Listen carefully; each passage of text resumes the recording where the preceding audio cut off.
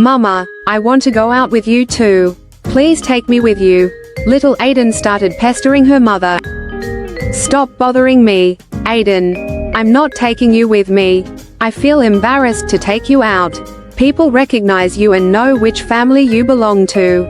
I'm going with your sister, her mother replied. Mama, please, why do you feel ashamed to take me with you? Am I that bad? Aiden pleaded. Stop it and stay at home, her mother said firmly. Aiden sat at home, crying. Why, Mama? Why do you never take me anywhere? Why are you so embarrassed by me? Am I not your daughter? Aiden's heart ached as she thought to herself. Children are still people, and they have self-respect. They shouldn't be spoken to in ways that break their hearts. If children are gently and lovingly explained the real reasons for things, they not only understand but also avoid feelings of insecurity and misunderstanding. But Aiden had always faced this kind of treatment. Either no one listened to her, or if they did, they scolded her. Aiden had two elder sisters, Mayha and Zarnish. Both were older than her. Since childhood, Aiden had always been with her elder sisters. She even slept with them sometimes and wasn't particularly close to her mother. Aiden, guess what? We all went out, the whole family, and had so much fun, her friend Harim said excitedly. Everyone seems to have gone out somewhere for the weekend, Harim added. Didn't you go anywhere, Aiden? No, we didn't go anywhere, Aiden replied. Why, Aiden? Well, no one's really interested in going out, that's why, Aiden said with a frown. But Mama and my sisters did go shopping. So, you didn't go? Harim asked. Oh, we're getting late for class. Miss Amina might have already arrived, Aiden quickly changed the subject. Yeah, let's go, Harim said. Hey, tell me, you didn't go shopping, right? Harim asked again as they headed to the classroom. Aiden didn't like discussing the same thing repeatedly. She felt embarrassed to tell her friend about what had happened. Changing the topic again, she said, Hey, Miss gave us a test today. I need to take a quick look at it. Okay, let's go, Harim agreed. Later that day, Aiden lay down next to her mother. Mama, how are you? She asked. Aiden, don't lie here next to me. Go to your room. I'm not used to it, and my body hurts when you do, her mother replied coldly. Feeling dejected, Aiden went to her room. What are you doing, sister? Aiden asked Mayha. Aiden, please let me study. I'm reading the newspaper, Mayha replied. I want to play a game too. Let me play with you, please, Aiden asked Zarnish. What's your problem, Aiden? Let me play. I've just opened the laptop, and here you are again, always bothering me, Zarnish snapped. Mama, tell Zarnish to let me play with her, Aiden complained. No, Mama, I've just taken the laptop. Tell her to do something else, Zarnish argued. Aiden, stop bothering your elder sister. Let her use the laptop, Mama said firmly. But, Mama, no buts. Go do your schoolwork, her mother dismissed her. Disappointed, Aiden went out to play in the street. Aiden, go to sleep. It's afternoon, her mother told her. No, Mama, I don't feel sleepy in the afternoon, Aiden responded. Everyone in the house was asleep except for Aiden. Brother, everyone's asleep. I'm bored. Will you play with me? Aiden asked the boy who worked in the house. Just then, a ball rolled in from the street. The neighborhood kids were playing cricket. Oh no, the ball came inside. Now they're going to make a racket, and everyone's going to wake up, Aiden said to herself. Aiden threw the ball back outside so that no one would knock on the door. But the children started banging on the door loudly, shouting, Give us our ball back. I already threw it back. Check outside, Aiden replied. Brother, the ball came inside, one of the kids said.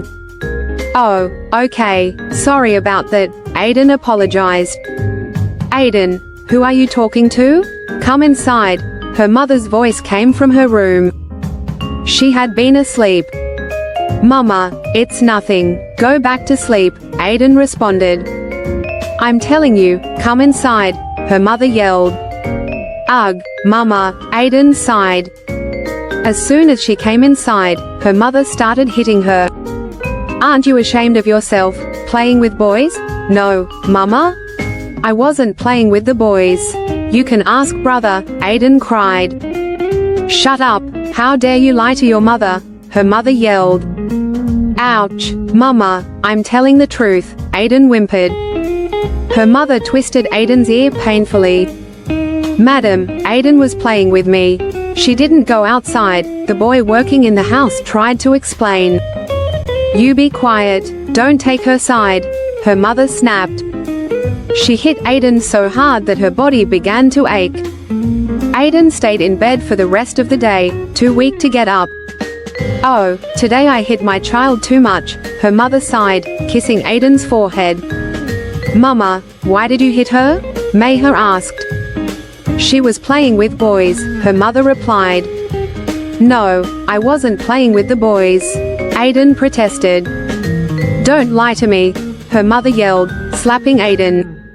Already in pain, Aiden collapsed back into bed and fell asleep again.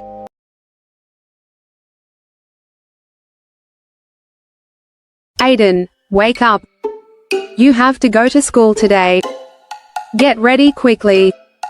Mayher, Aiden's older sister, woke her up. Okay, sis. Ugh. Ouch. Aiden was getting up, but she was in pain. What happened, Aiden? Are you okay? Yes, sis. It's just that my body is hurting. Well, that's because you shouldn't play with boys. Sis, please, not you too. I wasn't playing with them. Really? Alright, get ready quickly. Otherwise, if you miss the bus, the servant will have to take you to school again. No, sis, I don't want to go with the servant. Why don't you like going with him? Sis, I just enjoy the bus more. All my friends are there, and we get to talk. It's a lot of fun. At home, no one has the time to talk to me. Who told you that? Never mind, I'm going now. Goodbye. Hey, Aiden. How are you? Harim playfully smacked Aiden on the back. Ouch. Stop it. That hurts. Why does it hurt? I think I have bone fever. Aiden wanted to say more, but everyone has their dignity. She didn't feel like telling her only friend about the beating she got. Ha ha ha. Aiden, please, don't become a doctor. I'm going to be a doctor, an engineer, a pilot, and a writer. Ha ha ha. The girls walking by overheard their conversation and started laughing. Why are they laughing? I don't know. Maybe they're jealous of your future success. Harim replied playfully.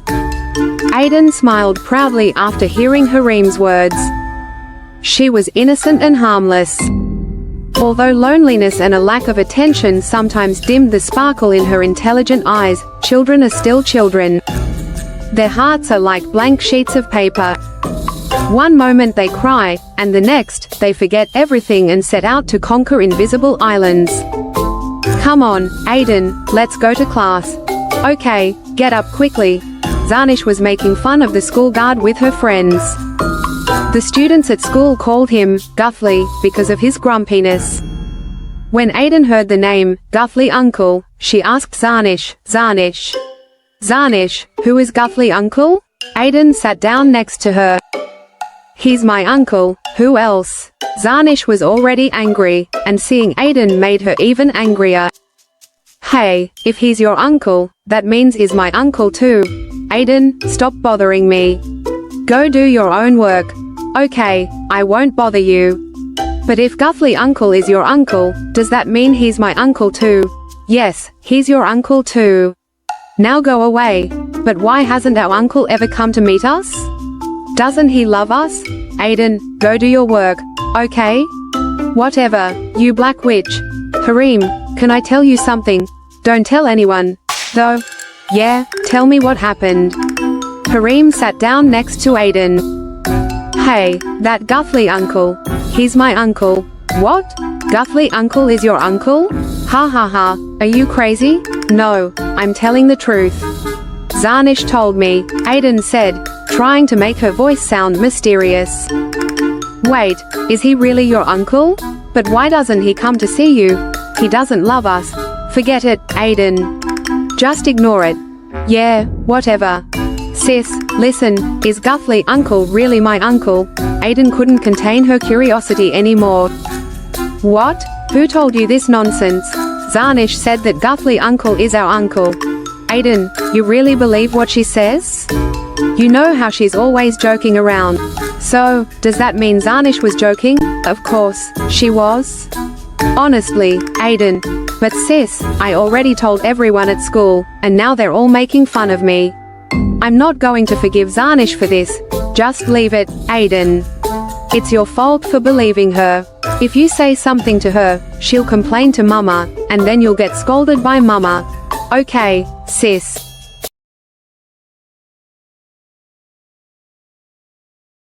Hey Harim, listen to me.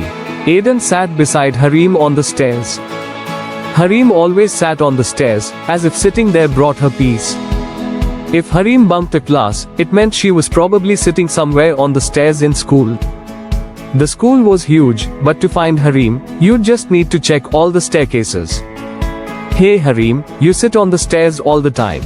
Do you know, because of you, I've developed the same habit of sitting on the stairs all the time? Yesterday, something crazy happened. I was sitting on the stairs when Zarnish came by and dropped a 1 rupee coin in my lap. I asked her, "What's this?" And she said, "You are sitting on the stairs like a beggar, so here's some charity. Ha ha ha." Oh my god, then what? Harim was drinking water, but when she heard this, she couldn't control herself, and all the water in her mouth splashed onto the roses on the other side of the stairs. Hey Harim, what are you doing? Act like a human being. If the gardener sees this, he'll scold us. Aiden was already a bit timid, and Harim's antics were making her hands tremble. My dear, what are you so afraid of? Stop being such a scaredy cat. Oh look, there's Uncle Gardener coming this way, and Uncle Gutley is with him too. Haha, should I ask Uncle Gutley why he never visits his niece? Ha ha ha. Harim stood up and poured the rest of the water in her bottle on the flowers, just to annoy Aiden. Then she came back and sat down. Why did you pour out all the water? That's too much. And who are you calling a scaredy cat? I'm not scared. Aiden ran her fingers through her hair, trying to act confidently. Hey Gutley, said the gardener, who poured water on the flowers. I didn't do it, must have been your chamak chalo. Uncle Gutley never missed an opportunity to tease the gardener. What chamak chalo are you talking about?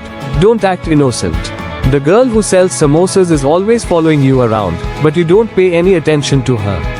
You're always looking at Miss Uruj. Come on, man, she's a teacher and I'm a gardener. There's no way it could work. A hint of sadness appeared in the gardener's eyes. Uncle, Aiden was the one who poured the water, Harim said, trying to tease Aiden again. What? I did? No, she's lying. Aiden stammered at first but then regained her composure. These two troublemakers must be picking the flowers. I'll take them to the principal, and they'll get fined. That'll teach them a lesson, Uncle Gutley said angrily. He was always frowning, with a temper as short as his patience. Aiden, scared out of her wits, started trembling, too frightened to even make up an excuse. Harim, realizing Aiden was about to cry, grabbed her hand. Uncle, who do you think you are? You are going to take us to the principal? Ha ha ha, alright, let's go then. What are you going to say? That we were picking flowers? But there's no flower in our hands, and the CCTV footage will show we were watering the flowers, not picking them. Our teacher always tells us to water the plants. Oh, and by the way, we heard everything you said about Miss Uruj. Such a holy figure. Hearing such a cheap word about her made my ears burn, and my soul almost left my body. How could anyone call a teacher, chamak challo? Wait, kiddo. I was just joking, but you got so mad. If you want to pick flowers, go ahead. I won't say a thing. Uncle Gutley and the gardener were now both nervous. Ha ha ha, so you could catch us and get us scolded by the principal? Uncle Gutley, let me give you a piece of advice. Try fooling someone else. Come on, Aiden, let's go back to class. Wow, this girl is sharp. Her tongue is like a pair of scissors, said the gardener, scratching his head again. But why did she call you Aiden's uncle? Is she your niece? I don't know, and she's definitely not my niece. God save anyone from having a niece like her. She shut me down in 2 minutes. And stop scratching your head so much. Let's get going. The words that were in my mind came to your lips. The song you didn't hear was my lifelong practice. It was the story of my pain, which you brushed off with a laugh. Ha ha ha, Aiden, isn't it perfect? I read it somewhere yesterday, and it fits that gardener perfectly, haha, Harim. What did you do? You almost got me in trouble. And why did you say all that to Uncle Gidley? Oh, hello Miss Devdas, if I hadn't said that, he would have taken us to the principal, and that witch would have given us an earful. And as for you, to be honest, sometimes I worry about what's going to become of you. Like just now, your hands were trembling. If it weren't for me, who knows what would have happened. If it weren't for you, none of this would have happened. Aiden teased Harim back. Come on, don't flatter me so much, it's embarrassing. Ha ha ha, by the way, you look so nice when you laugh, Aiden. Keep smiling, Harim, please, don't ever leave me, Aiden said softly, her eyes filled with sadness and the fear of losing Harim clearly visible on her face. I won't ever leave you, but why are you saying this? Oh, no reason. Forget about it. I wanted to ask you something, what's Facebook? I heard Zanish and her friend talking about it, but they wouldn't tell me. Can you explain it to me? Oh, Facebook? Well, face means face, and book means book. It must be the name of a book where you can read people's faces, Harim joked, though she knew exactly what Facebook was. But Aiden was so gullible, she believed it. Harim thought to herself that she'd explain it to Aiden on their way home. They both took the school bus, but Harim's house came first, while Aiden's was farther away. However, Harim forgot to tell her on the way home.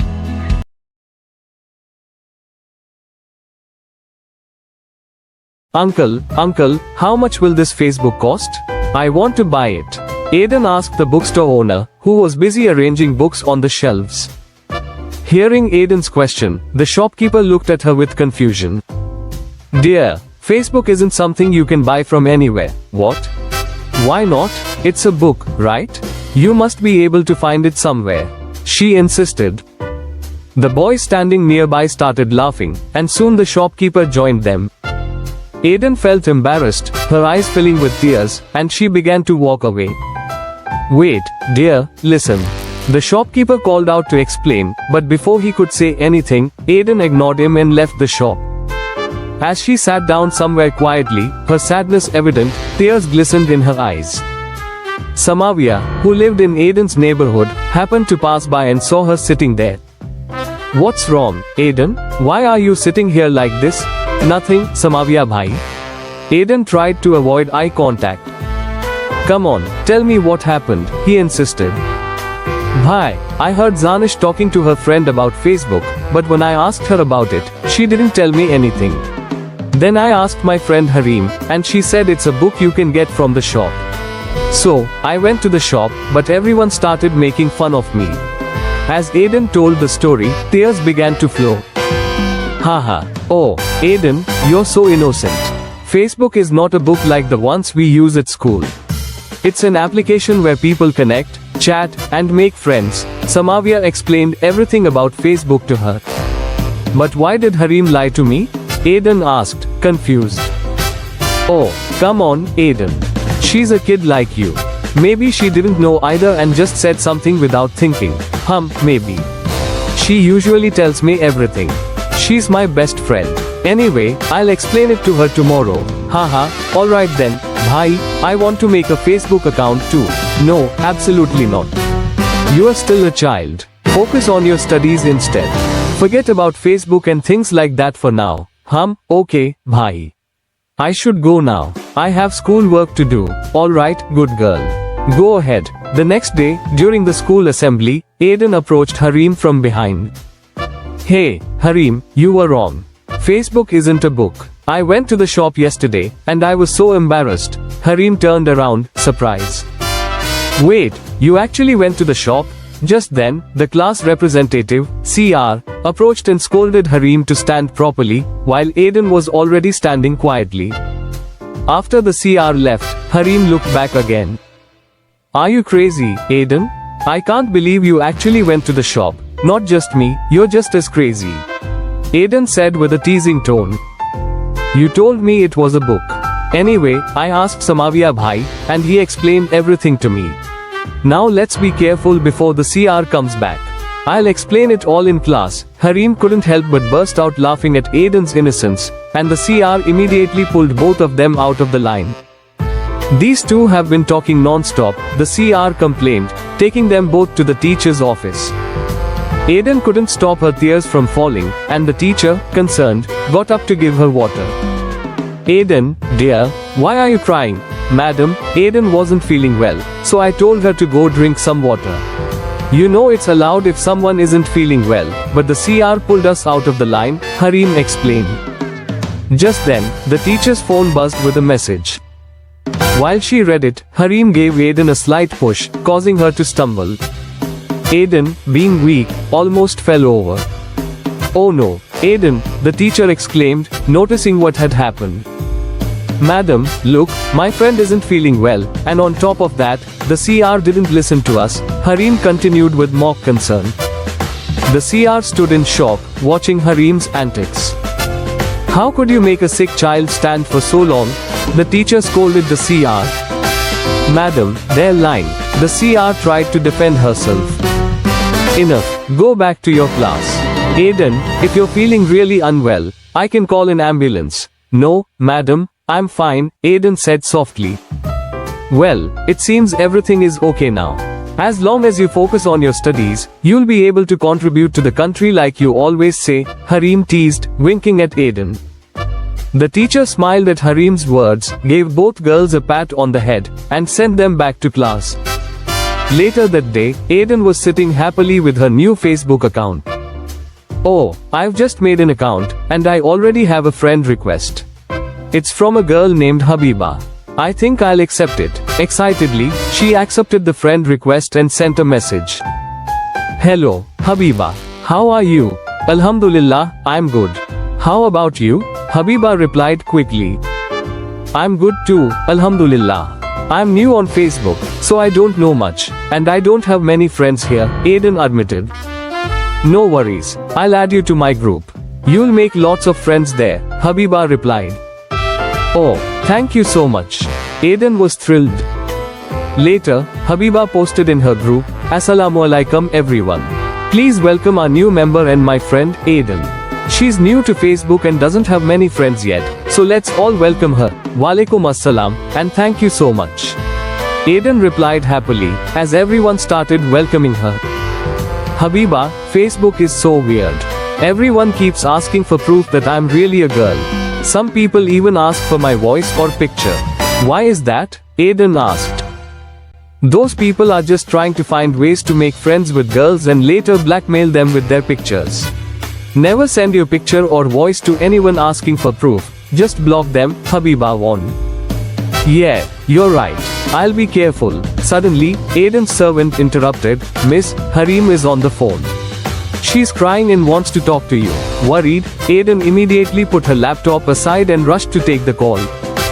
Harim, what's wrong? Why are you crying? Is everything okay? Aiden, my dear, take care of yourself. After today, we might not be able to talk again. We're leaving the city and going far away. All our phone numbers will be disconnected, and I don't think we'll ever talk again. Harim's voice was filled with tears. KKK. What? What are you saying? Is everything alright? Please tell me what's going on. If you don't, I'll come to your house right now. And no, don't come to my house. But why?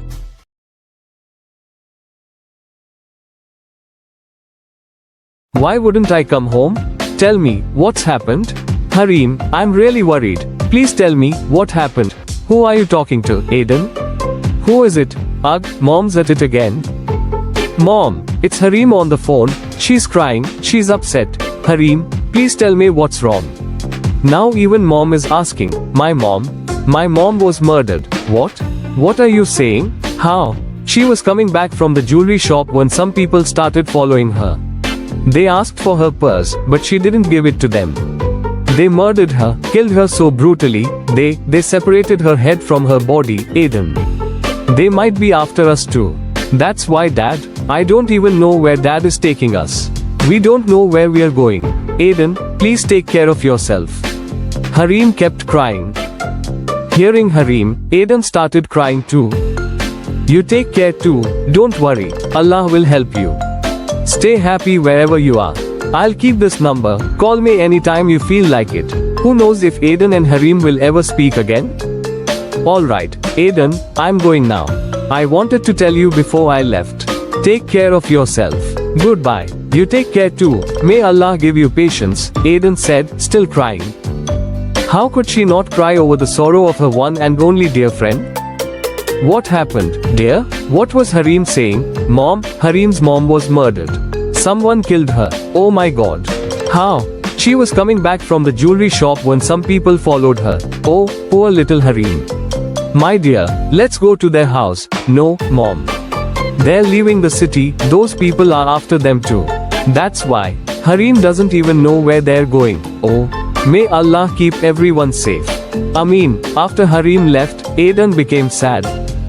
She used to play with her, joke around with her. It felt like Harim would always be sitting on the stairs at school. Every day, Aiden would bring lunch for Harim, and the two would sit together during break time to eat. Harim had stopped making friends at school. She would just sit alone on the stairs, staying quiet. If someone talked to her, she would respond politely, otherwise, she remained silent. Assalamu alaikum, my best friend's mom has passed away. Please pray for her forgiveness, Aiden posted, feeling sad. May Allah grant her patience, someone named Arifa commented. Ameen, Tumma Ameen. I feel so sad, she was my best friend. I wonder how she's doing, where she is. That's the way of life, we all have to go one day. May Allah give your friend patience, Habiba commented. Ameen. Habiba, I'm thinking of creating a group, Aiden immediately said to her. Why create a group? My group is your group, I can make you an admin. No, I want to make an Islamic group, where everyone posts Islamic content. That's a good idea, go ahead. Hey Habiba, the group is created. Start adding everyone, I'm adding my friends too. Alright, I'll do it. Everyone started adding friends, and Aiden's interest grew. In just a few days, the group had 20,000 members. Islamic posts were being shared everywhere, and Aiden was happy. But every time she remembered Harim, she would start crying. She would pick up every phone call immediately, hoping it was Harim, but was disappointed every time. This guy keeps messaging me, saying he wants to be friends with me. But I don't befriend boys, I don't know who he is. I block him, and he comes back with a new ID, Aiden messaged Habiba. Habiba laughed at her message. Don't laugh, please. He must be a group member, but I don't know who he is. I block him, but he keeps coming back. He's been bothering me non-stop. Just ignore him, don't reply. I'm not talking to him. Besides, my sister's weddings are coming up, so I'm busy. Oh wow, enjoy. My cousin sent me a friend request on Facebook, and I didn't even know who he was. He's a distant cousin. I saw that all my relatives were added, so I asked auntie who he was. She said, he's your grandfather's brother's son's daughter's son. Ha, can you believe it? Ha ha ha. Unbelievable. People's bitter and wrong behavior started having a deep impact on Aiden's innocent mind. The murder of Harim's mom had already planted many questions in her young mind. Life's harsh realities were forcing her to mature before her time. She started recognizing people's behaviors and attitudes. Solitude gave her nothing, except for one favor, it handed her the keys to the doors of awareness.